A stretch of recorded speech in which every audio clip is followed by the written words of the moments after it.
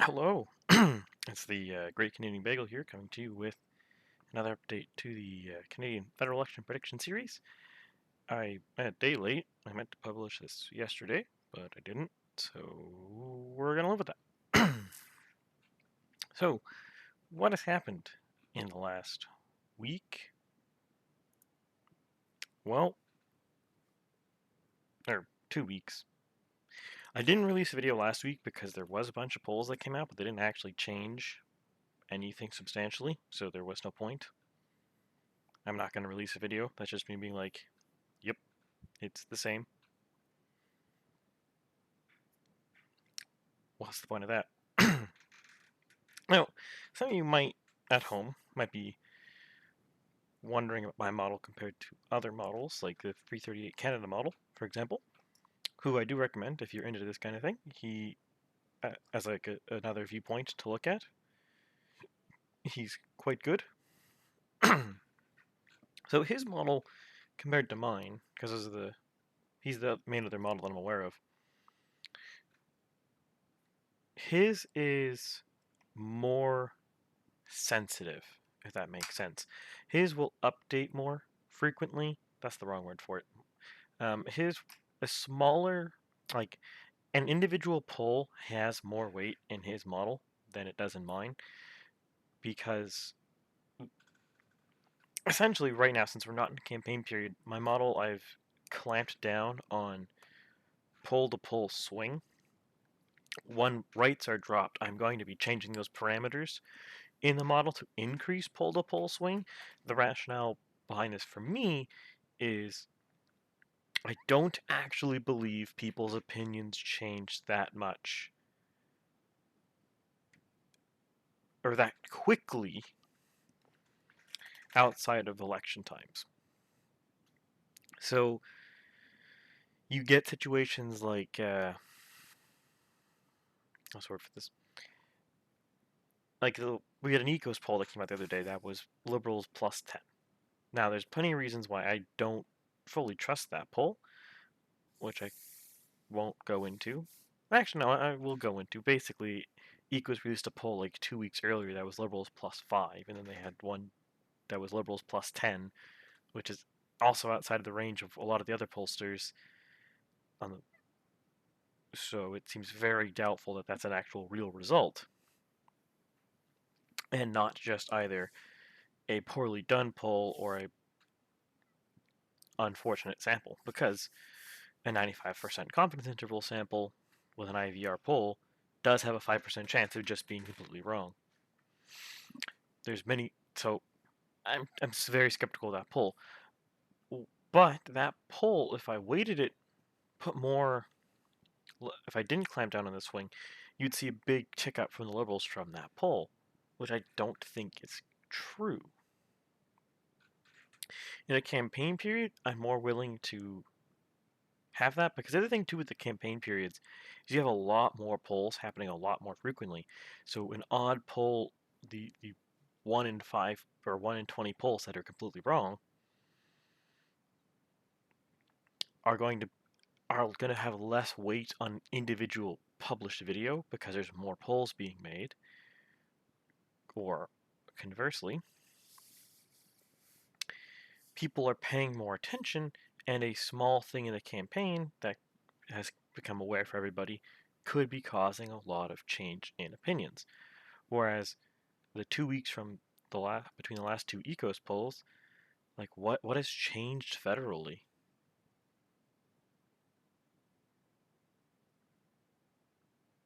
Like, what has changed since April 24th, or I think that's when the poll was conducted, to today?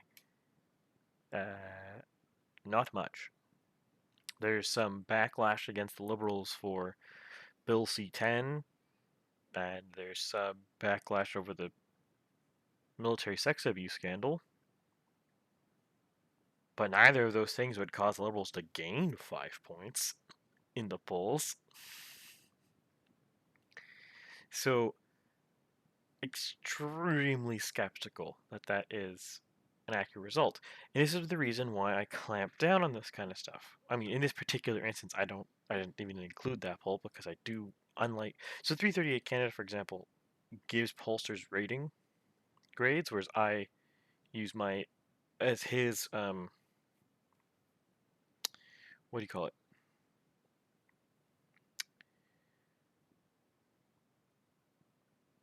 I can't think of the proper term for this. That's awkward. But regardless, that's like his opinion. Like the only thing that's opinion based on his. Mine, my opinion based thing, editorial decision, is I polls that I don't think make any sense at all, based off of other trends, based off of other pollsters, based off of what has actually happened in the last few weeks, or happened between subsequent polls of the same company, so ecos to ecos, ledger to ledger. If it seems completely wonk off, I just don't include it. That is my editorial decision. Because my model is not about using all of the available data to make a prediction. Mine is about I'm making a prediction. And if I think the data is wrong, because a perfectly done poll by Ledger, by Angus Reid, by Ecos, by anyone, can be wrong. Just straight up wrong if it's done correctly. And then there's also concerns where they could be, or sorry, if it's sampled correctly, it could be wrong. And it could also be sampled incorrectly because you are randomly sampling people, and if they lie to you, which happens, or you just can't find the people to make your sample, so you have to extrapolate out, which happens a lot with like Alberta, whereas Alberta they for some reason can't find the people to make the sample size, so they have to upsample Alberta. That can skew results in Alberta or other places. So you have these factors here, which does puts doubt on a lot of this. Sorry, which means that I think it's a reasonable editorial decision, and I'm very clear that I'm making this editorial decision. If anyone disagrees with it, feel free to comment below on why you think this could be skewing things or where I've been wrong on this. I try to be upfront when I don't include polls, like this Ecos poll that I'm not included, the one from that was published like 2 days ago. I can't think of the date. It was published like May 8th or something. But regardless, there has been some changes, not a lot in the last since the last update. So the NDP lost one of their probably erroneous seats in Quebec.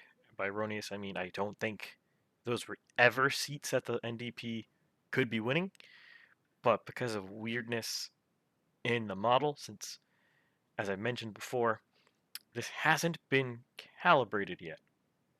By that I mean I have not compared it against an election. I've compared it against results from 338 Canada and a couple other pollsters, and I think my projection is within the realm of reason, but comparing a model based on other models is not the way you calibrate them. I need an actual election result to make sure everything is sanity checked. In this case, I think the NDP are probably only sitting at one seat in Quebec. I couldn't tell you.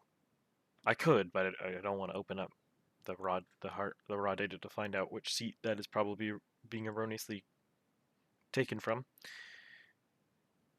in Quebec. But regardless, the Bloc picked up one seat from the NDP. Actually, looking at the numbers, it's probably a Liberal seat that the NDP have quote unquote taken because weirdness in the model.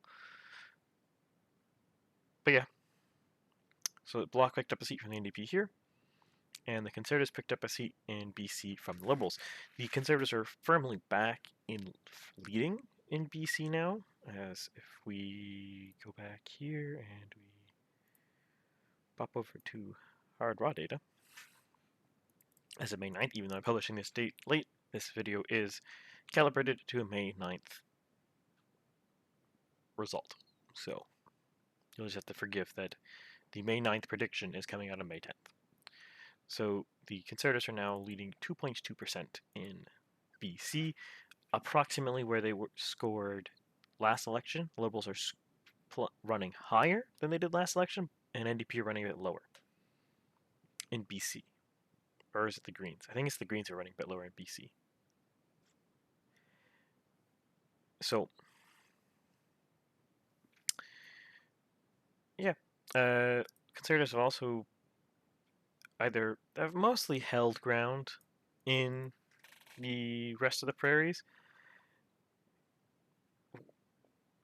which is good for Aaron O'Toole. He's been bleeding ground there a lot. Now it seems like he's stabilized. Particularly Alberta, he lost a good amount of ground.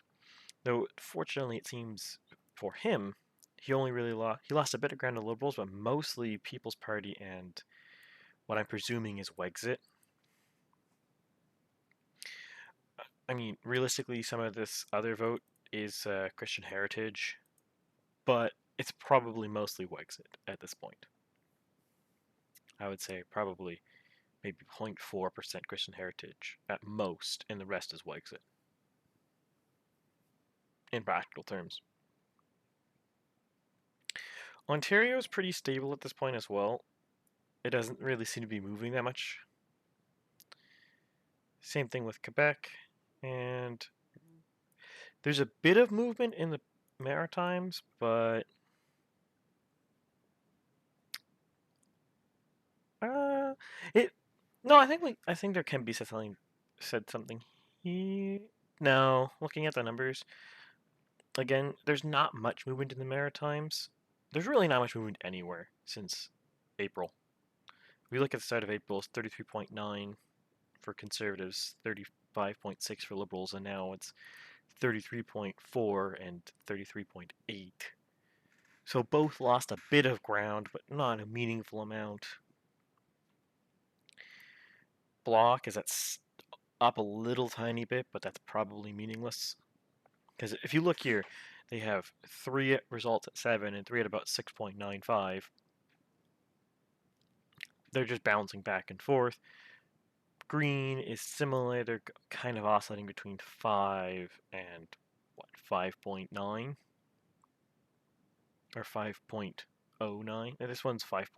Most recent one up here is 5.1. So they're kind of oscillating in there. So it seems this is not surprising. It seems corresponding with the rising COVID cases in a lot of the provinces. The fluctuation federally seems to have been clamped a bit. So movement is slower than it was in February, March, April, or really February, March. It's slower than those times because people are less concerned about politics in the next election right now and more concerned with the pandemic. That said, this is still not good news for the Liberals because the Liberals do have this beautiful downward sloping trend line. Beautiful as in it fits the data extremely well. People's Party, it's decent for. They're going up.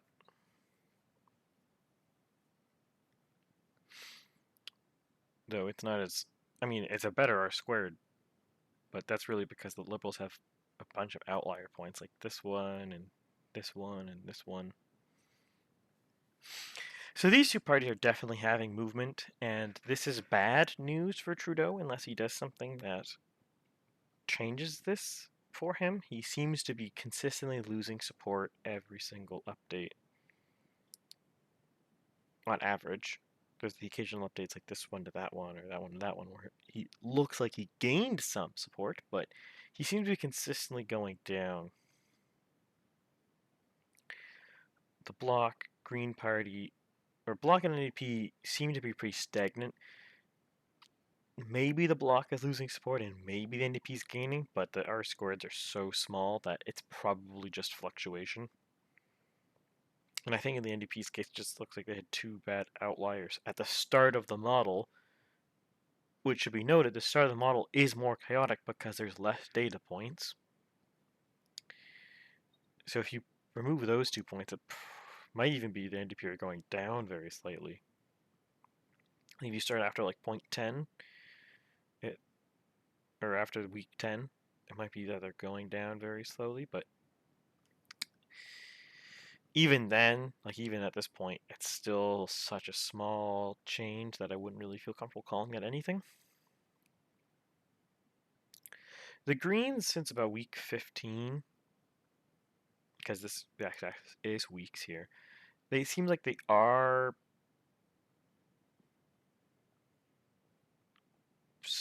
hovering around 5.1. It looks like this looks like they're talking about a trend going, or this graph looks like it is showing a trend going upwards, but that's because this part of the graph is just chaos. I don't think we can really draw anything meaningful from before week 15, but they are clearly hovering around a point now, a fixed point where they're just hovering around. Conservatives were going up until about December, January 6th. Then they kicked out Derek Sloan and all that nonsense. And then up to about March 14th, where they cratered for the meantime. And then O'Toole slowly recovered a bit, and now he seems to be hovering around 3.9. Maybe a bit lower, but it looks like it's pretty comfortably around 3.9 here.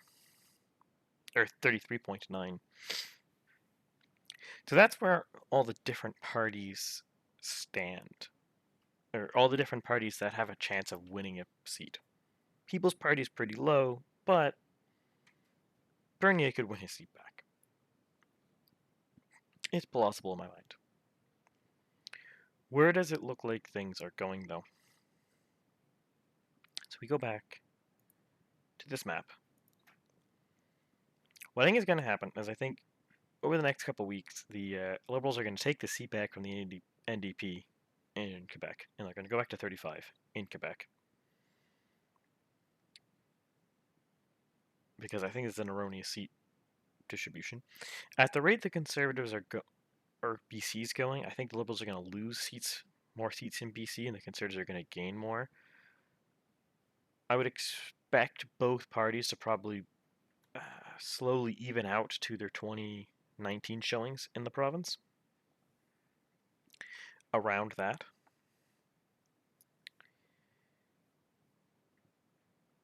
Otherwise, everything else seems very stable. I don't, especially as we're heading towards June in the summer, unless something really big comes out of this military sex abuse scandal. So far, there's been some damning things, but nothing big enough to really move the needle. The Trudeau government is such a scandal-prone government that every scandal just doesn't seem to weigh that much. And even though the Conservatives are really trumping it, it doesn't really seem like the public is that concerned with Bill C-10. The media is very, like, let me rephrase this. People are concerned, but the people who are concerned don't seem to be Liberal voters. So it doesn't really seem to be affecting Liberal needles so much. But we will see as more polls coming out. I think there's a Ledger poll due tomorrow, and that could provide a lot of insight. There was a Nanos poll today, and I can't divulge numbers, obviously, because of subscriber agreements, but needless to say, the week-over-week change in Nanos poll doesn't really kind of shows the same assessment that I've been giving out so far, that it seems we've hit a lull where there's not a lot of movement going on. So that kind of seems to be where we are at. I'm going to end this one here. We're in a lull. I think we're going to see maybe some last minute movement before the summer really sets in. But once we're hitting the summer proper, so like July, August, I think you're going to see all the movement basically halt, barring something explosive popping out somewhere. And then September, October, November, you're going to see a flurry going upwards. And there is still the possibility of an October election, though it really depends on if the vaccine deployment continues as expected or as currently projected. If we can get 50-60% vaccinated, kind of like the UK is right now, I think we're 100% going to see an election. Because the UK right now, cases are down, hospitalizations are down, deaths are down. I mean, deaths I think are 0 right now in the UK from COVID. And once you start sitting like that, I think it'll get progressively hard for Singh to sit there and support the weirdo liberal bills, confidence motions, saying we can't afford an election right now if COVID isn't a pressing concern to people. If it's not the overwhelmingly driving concern. And from it looks like the data in the US and the data in the UK and the data in, I mean, those are the two main ones. The vaccines will bring life back to normal. Up until politicians decide they don't want it to be normal anymore. But it looks like it's going to bring life back to normal. And I think with that, once that happens, once we hit that point, I think we're going to see an election the next reasonable time. And by reasonable, I mean it's not going to be July. It's not going to be in August. It's not going to be in December.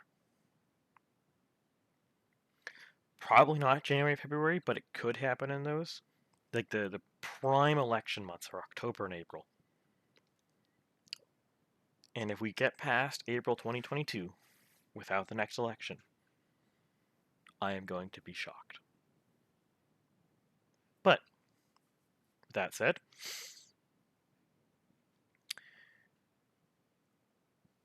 I hope you all have a good day. And if you liked the video, please like, share, subscribe below.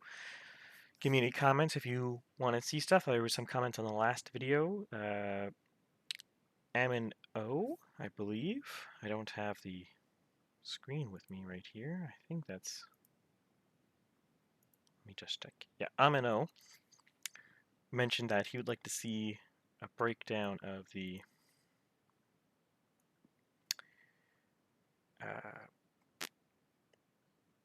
like Quebec's place in Canada, and I think I'm going to try to make that video. I hope you all are a bit aware now, people who regularly watch this. I'm a bit sporadic in making these. I'm fairly busy and also a bit forgetful. I do my best. I will do my best to see if I can make this video. I'll try to do. Comment below if any for videos for ideas like that where it's like a dive in like a province or dive into a political party. If you want it to be more of like a stream of consciousness, rambly, ranty kind of video like these videos have been, or if you want like a more scripted one, I much prefer these because I kind of like just talking off the seat of my pants. That's what I'm used to. That's what I like doing. But I understand if someone would prefer a cleaner, more succinct video. So comment below on that kind of things going forward. There are a bunch of videos like that I have in mind to make when I have time. So let me know. Otherwise, hope you all have a good day and see you next time.